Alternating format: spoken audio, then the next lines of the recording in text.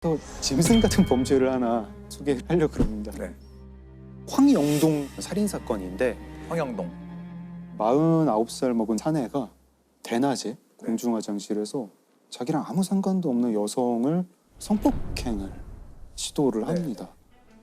사내는 이제 칼을 들고 협박을 했는데 그 여성이 이제 막 도와달라고 했죠. 도와달라고 하니까 옆에 전통 한옥이 공사 중이었어요. 거기서 공사를 하시던 인부분들이 여성을 이제 구하려고 사내를 이제 에워쌉니다. 이 사내는 또 그 인부들을 상대로 칼로 싸우려고 해요. 근데 거기서 23살짜리 아르바이트를 하던 청년이 있었는데 네. 사내를 제압을 하다가 크게 다칩니다. 거의 목숨의 위기까지 올 때까지 다치고 경찰은 이제 그 다음에 와서 체포를 해갔습니다. 일단 강간 미수로 입건이 됐고요. 경찰이 이제 뭐 추궁을 합니다. 추궁을 하는데 이 사람이 정말 깜짝 놀랄 자백을 해요. 내가 지난달부터 오늘까지 38일 동안 사람을 5명을 죽였습니다. 언론에서 흔히 뭐 난자했다라는 표현으로 살해를 했어요. 이유는 다 몇 푼 안 되는 돈 때문에. 뭐 어떤 때는 10만 원, 어떤 때는 20만 원. 대전 충남 지역에서 5차례에 걸쳐서 연쇄 살인을 저지른 40대 남자가 오늘 경찰에 붙잡혔습니다.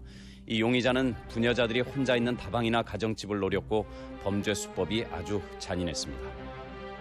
첫 살인이 이제 9월 9일에 대전에서 한 다방에 들어가서 그 여주인한테 10만 원을 빌려달라고 합니다. 여주인이 그거를 거부를 하니까 칼로 찔러서 살해를 했어요. 그리고 2주 정도 있다가 이번에는 가정집에 침입을 합니다. 가정집에 침입을 해서 거기 계시던 아주머니를 10만 원을 빼앗았는데 이분한테 그런데도 또 찔러가지고 살해를 했어요. 이번에는 한 일주일 남짓 있다가 또 대전에 있는 다방에 들어가가지고 그 20만 원을 빼앗고 그 다방 여주인을 살해를 하는데 이게 아무 원한 관계도 없는 사람인데 칼로 38번을 찔러가지고 살해를 했어요. 그리고 그다음에 네 번째는 이제 대전 옆에 아산시에 가서요. 여관에서 여주인을 또 칼로 찔러가지고 살해를 하고요. 이거는 대전의 한 식당에서 음식 시켜 먹고 고기 먹고 맥주 먹고 그게 한 6만 원 정도 나왔다 그러는데 주인 아주머니가 이렇게 계산하세요 그랬더니 또 칼로 찔러가지고 아주머니를 살해를 하고 그 주인 아주머니 그때 임신 6개월이었어요. 황 씨는 피해자들이 자신에게 순순히 돈을 내주지 않으면 임산부에게까지 무자비하게 흉기를 휘둘렀습니다. 다방 여주인을 살해할 때는 무려 38차례나 흉기로 찔렀습니다. 돈이 필요해가지고 그런 행동을 처음에 하게 됐었습니다. 잔인한 수법으로 무려 5사람의 목숨을 뺏은 뒤 황 씨가 손에 넣은 돈은 고작 60만 원이었습니다.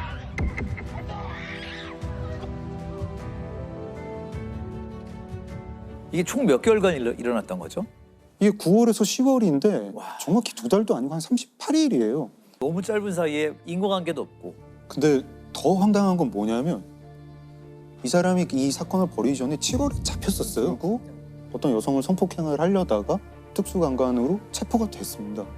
근데 8월에 풀려나요. 풀려나는데 증거가 모자라서 풀려나는 게 아니라 구속집행 정지로 풀려납니다. 구속 집행적이 정확히 어떤 겁니까? 구속이 되어 있는 상황에서 네. 그 구속의 집행을 잠깐 멈추는 거예요. 형사소송법 101조에 법원이 상당한 이유가 있을 때 그 그럼 풀어주는 거네요? 네, 잠깐 석방시키는 건데 그러니까 판사의 판단인가요? 네, 판사의 완전 직권이에요. 직권 판단이기 때문에 피의자를 바라보는 판사의 시각이 되게 중요한 건데 아팠나 봐요. 예, 뭐 이제 녹내장이 있어가지고 이제 시력을 잃어가고 있었다. 그래가지고 이제 풀어줬다는데 저는 개인적으로 변호사 생활하면서 녹내장 때문에 구속집행 정지되는 사건을 본 적이 없어요. 그러니까요. 사실 지금은 정말 어려운 것 중에 하나가 구속집행 그럼요. 정지예요. 아니 그리고 녹내장이 진행 중에 범죄를 일으킬 거잖아요. 그게 이해가 안 되는 거죠. 치료는 안 받고 범죄를 저질렀죠. 교도소 있다가 나와서 범죄 저지르고 또 교도소 가고 또 나와서 범죄 저지르고 범죄 내용도 다 그냥 강도상의 성폭행 뭐 이런 겁니다.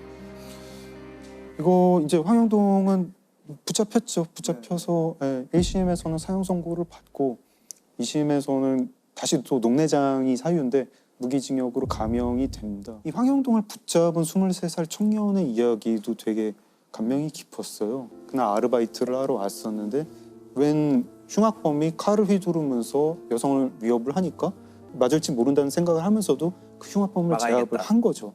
나중에 이제 당시에 기자들이 인터뷰를 하니까 내가 아니라 누구라도 이 일을 했을 것이다. 똑같이 했을 것이다. 되게 담담하게 얘기를 했다고 해요. 생계를 돕기 위해 일당 3만 원의 막노동 아르바이트를 하다 변을 당한 안 씨. 출혈이 심했지만 가까스로 목숨은 건졌습니다. 남들도 막상 그렇게 어렵게 처해 있으면 다 그렇게 다 하고 해갖고 그냥 한 겁니다. 그러니까 어떻게 똑같은 사회에서 이런 일이 생길까요? 황영동과 그 청년. 이런 게 계속 인간이라는 게 생각하면 생각할수록 너무 이상하고 근데 범죄 사건이라는 게 그런 걸 너무 보여주고 하니까 도스토옙스키를 비롯해서 소설가들이 그렇게 범죄를 모티브 이렇게 황영동 사건처럼 시민의 도움으로 범인을 잡는 경우가 꽤 있는 것 같아요. 그렇죠. 범죄 수사를 통해서 범인을 체포하는 이 과정은 거의 대부분 우리 그 시민들의 제보나 도움이 없이는 어렵습니다. 그중에 이제 대표적인 것이 공개 수배입니다. 공개 수배. 네. 간혹 몽타주만 있는 경우에도 그냥 수배를 하거든요. 그만큼 사안이 중요하고 다른 범죄를 일으킬 가능성이 높기 때문에 그래서 국민들한테 빨리 알려서 수사를 전개하게 되는 이 과정이 공개 수배죠. 무기징역형을 선고받고 수감 중이던 29살 신창원 씨가 없어진 사실이 순찰 도중 발견됐습니다. 삼엄한 경계망을 뚫고 다녔던 그를 검거한 것은 한 통의 신고 전화였습니다. 무슨 일대로 그러신데요?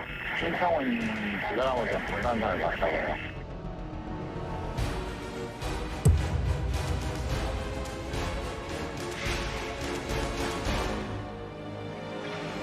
계곡 살인사건의 피의자인 이은혜와 조연수가 오늘 낮에 검거됐다는 소식이 들어왔습니다. 이은혜와 조연수는 경기도 고양시 덕양구에 있는 한 오피스텔에서 붙잡혔는데요. 지난달 30일부터 공개 수배로 전환된 지 17일 만입니다. 이렇게 이제 범죄 수사에 그 여러 공개 수배를 활용을 하는데요. 제가 오늘 말씀드릴 내용은 2015년에 발생한 소위 트렁크 살인 사건으로 보도가 된 김일곤이라는 자에 의한 살인 사건입니다. 2015년에 충남 아산에 있는 한 대형 그 마트 주차장에서 범인이 전국을 피해자를 데리고 돌아다니다가 피해자가 이제 탈출을 하려고 하니까 거기에서 피해자를 살해합니다. 그리고 심지어 트렁크에 피해자의 시신을 싣고 심지어 피해자를 싣고 서울 시내를 통과를 하다가 다른 차와 접촉사고가 납니다. 그래서 도망을 갑니다. 한 빌라 주차장에 주차를 해놓고 그 차에 불을 지르고 간 그런 사건인데 그래서 이제 화재를 진압하고 나서 차를 열어보니까 이 시신이 발견돼서 경찰이 이제 출동을 하죠. 서울의 한 빌라에 주차된 차량에서 30대로 추정되는 여성의 시신이 발견돼 경찰이 수사에 나섰습니다. 40대로 보이는 남성이 불안한 듯 멈칫하며 주차장을 나섭니다. 남성이 주차장을 떠난 뒤 차량 트렁크에서 갑자기 불이 났고 소방당국이 불을 끄는 도중 차량 트렁크에서 30대 중반으로 보이는 여성의 시신이 발견됐습니다. 그 시신이 놓여있는 어떤 그 밑에 꺼내서 이제 내용물을 보니까 이 사망한 여성의 지인이 보낸 사적인 편지가 한 통 있었어요. 네. 김일곤을 확보를 해요. 원래 납치하고 살해할 목적이었을까요? 왜 죽이까지 했을까요? 살해한 이유는 정말 어이가 없습니다. 김일곤은 이제 이 사건, 지금 이 살인 사건이 나기 4개월 전에 자신이 타고 가던 오토바이와 어떤 차와 접촉사고가 납니다. 이제 시시비비가 된 거예요. 이 과정에서 몸싸움이 좀 벌어졌다고 합니다. 앙심을 품은 거예요. 그래서 복수를 하겠다. 찾아갈 때 칼을 소지하고 가요. 근데 막상 갔더니 상대방이 칼을 꺼냈는데도 칼 들고 덤벼봐 이런 식의 이제 반응을 하니까 방법을 바꿔야 되겠다라고 생각한 것이 황당하게도 여성을 납치해서 노래방 도우미로 속여서 취업하게 만들고 환심을 사서 유인하겠다. 사자하고는 아무 감정이 없어요. 자기가 목표로 한 그 사람의 도구로 지금 누군가의 피해자가 양산이 되고 참혹한 죽음을 맞은 정말 이상한 형태의 범죄거든요. 전과가 22범이었습니다. 그 시신을 이렇게 훼손하고 부르지르고 간 행위만 보더라도 럭비공 같은, 그러니까 어디로 튈지 모르는 정말 너무나 충동적인 패턴을 보이고 있습니다. 그러면 이 사람의 성향으로 봐서는 그렇게 혼자 숨어 있는 것이 일주일 열흘이 굉장히 참기 힘들 것이다. 결국은 이제 이 사건은 공개 수배를 하고 나서 이제 체포가 되었는데요. 최근 서울 성동구에서 일어난 일명 트렁크 살인 사건에 대해 경찰이 용의자 공개 수배에 들어갔습니다. 용의자 김일곤은 지난 11일 여성 주모 씨를 살해하고 차량 트렁크에 실어 불까지 질러 시신을 훼손한 혐의를 받고 있습니다. 3일 후에 결국은 나타납니다. 김일곤이 도저히 참지 못하고요. 한 동물병원으로 찾아갑니다. 동물 마취제를 달라고 해요. 이제 자기 복수의 대상에 이제 마취하고 뭐 범행을 저지르겠다 이런 계획이겠죠. 여기까지도 어설퍼요. 네. 그 구할 수 있는 게 아니잖아요. 그렇지. 그러니까 이제 이 눈치가 이상하니까 이 간호사가 얼른 112 신고를 합니다. 그 신고 소리를 듣고 이제 김일곤은 도망을 가죠. 그런데 도망을 가서 길을 가던 중에 출동을 하던 경찰이 발견을 합니다. 김일곤의 모습하고 유사하다고 생각을 해서 대로를 그냥 달려가서 김일곤 체포를 합니다. 경찰 검문을 받던 남성이 갑자기 도망치려 합니다. 급기야 경찰관을 향해 흉기를 꺼내들고 휘두릅니다. 제압당할 듯 당할 듯 계속 저항하던 이 남성은 지나가던 시민이 가세에 흉기를 뺏은 뒤에야 붙잡혔습니다. 바로 트렁크 여성 시신 사건의 피의자 김일곤이었습니다. 아주 거만하게 앉아가지고 나이가 차이가 좀 나니까 이 프로파일러들이 아주 그냥 정색을 하고 쳐다보고 말을 하지 않았어요. 약간의 자 그때부터 갑자기 눈을 아래로 내립니다. 그래서 자 이제 눈을 위로 올리고 나는 봐야지 이제 이런 태도로 이 면담을 시작을 했었죠. 제가 정말 놀란 것 중에 하나가 다른 사람의 행동과 태도를 아주 왜곡되게 받아들이고요. 끝없이 자신을 무시한다라고 하는 이런 편집증적인 성향. 근데 그 기록의 내용이 뭐냐 하면 내가 병원에 입원했을 때 불친절을 해줬던 간호사, 내가 판결을 받을 때 나한테 불리하게 판결한 판사, 그래서 형사.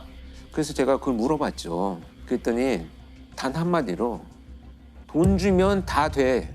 나는 지금도 억울하다라고 고함을 치고요. 김일곤은 조금도 당황한 기색이 없었습니다. 혐의를 인정하냐는 질문에는 오히려 버럭 화를 냈고 난 잘못한 게 없습니다. 어차피 잘못한 게 없어요, 나. 범행 동기를 묻자 또다시 혐의를 부인했습니다. 난 잘못한 게 없고 나는 앞으로 살아야 된다. 김 씨는 무기징역이 선고되자 이 판단이 옳으냐며 항의했다가 법정에서 끌려나갔습니다. 그래서 김일곤은 결국 이제 무기가 최종 선고가 잡을 수 있는 방법이 없을까요? 왜냐면 사실은 이 시민들 입장에서는 어쨌든 우리가 지나다니는 길에서 같이 걸어다닐 수 있는 거잖아요. 그런 것에 대한 좀 끔찍함도 있거든요. 그래서 끝까지 추적을 해서 검거한 케이스가 있습니다. 사례가 하나 있는데 고향에서 발생한 여관 종업원 살인 사건. 1995년 10월에 고향에 있는 한 여관에서 여관의 종업원이 칼에 목을 찔린 채 사망한 채로 발견이 됩니다. 피 묻은 옷이 하나 발견되는데요. 이 안에서 도장이 하나 발견이 됩니다. 그 도장의 이제 주인을 찾아봤더니 그 여관에서 장기 투숙을 하던 사람으로 밝혀집니다. 그래서 가해자의 신원이 어쨌든 밝혀진 것이죠. 또 다른 곳에 또 투숙을 하면서 유사한 범죄가 일어날 가능성이 높으니까 경찰이 수배 전단지를 만들어가지고 10,000여 장 이상 전파를 합니다. 지난 1995년 10월 경기도 고양시의 한 여관에서 끔찍한 살인 사건이 벌어졌습니다. 경찰은 55살 김모 씨를 유력한 용의자로 보고 방송을 통해 2차례나 공개 수배를 했지만 김 씨의 행적은 묘연했습니다. 1995년 10월에 사건이 발생하고 그해 연말에 주소 불분명으로 결국은 주민등록이 말소가 됩니다. 그게 더 찾기가 이제 어려워진 거죠. 그런데 정말 그 담당 수사관이 이 말소된 주민등록이 살아났는지 무려 12년 동안 2007년 11월에 충남 천안에 있는 한 동네에서 주민등록이 회복된 것을 찾아요. 그래서 잠복을 하는데 며칠째 잠복을 해도 결국 나타나지를 않습니다. 그래서 이 담당 형사가 아이디어를 기초수급생활자로 해서 음식이라든지 이런 보조를 받아가기 위해서 회복시켜줬다라는 이야기를 듣고 유인하는 이런 전략을 짭니다. 그래서 김장김치를 나누어 줄 테니 와서 가져가세요 라고 해서 이 살인범이 해오니 경찰은 범인을 체포를 하게 되죠. 경기도 고양경찰서는 지난 1995년에 내연녀를 살해한 혐의를 받고 있는 66살 김모 씨를 12년 만에 붙잡았습니다. 경찰은 사건 발생 이후부터 매달 한 번씩 김 씨의 주민등록번호를 추적했고 올해 9월 김 씨가 주민등록증을 재발급받은 사실을 포착하고 주소지를 확인한 결과 김 씨를 붙잡을 수 있었다고 밝혔습니다. 아니 형사님 대단하시네요. 증명. 유독 이 사건에 굉장히 올인하신 이게 거예요. 살인 사건이고 굉장히 참혹하게 또 피해자가 돌아가셔서 어떻게든 한 달에 한 번씩 가서 확인을 하고 짜투리 시간에. 예, 그 끈을 결국 놓지 않는 거죠. 윤 형사는 다른 부서로 발령이 난 뒤에도 400여 쪽에 달하는 수사 기록을 모두 복사해 다니며 김 씨를 추적해왔습니다. 큰 사건들 많이 대부분이 다 해결했습니다. 그런데 이 사건만큼 제가 그 끈을 놓지 못하겠더라고요. 이 끈을. 그래서 언젠가는 제가 잡힐 때는 신념이 항상 있었던 거죠. 맞소를 회복한 것도 동네 분들이 동사무소하고 이제 서로 제안들을 해주어서 밝힌 거잖아요. 그래도 안 밝히면 그게 회복될 수가 없으니까 그건 밝히게 된 거죠. 이 범죄자 찾는데 공개 수배의 역할이 꽤 크네요. 굉장히 큽니다. 그런데 공고를 하는데 여기에 올라가면 평균 한 50%는 검거가 됩니다. 뒤집어 보면 절반은 못 잡고 있다는 얘기죠. 그렇게 이게 지금 공개 수배 전단지 좀 자세히 좀 봐야 되겠다라는 생각이 들어요. 네. 이 공개수배 전단지는 결국은 이렇게 끝까지 포기하지 않고 이 사건을 끝까지 수사하고 추적하겠다라고 하는 의지를 보여주는 의미를 갖고 있기도 합니다.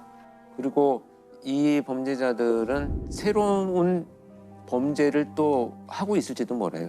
멈추지 못하거든요. 그렇다면 다시 한번 수배 전단을 확인을 해보고 비슷하게 생겼다고 한다면 신고를 해주시는 것이 해결의 첫 걸음입니다.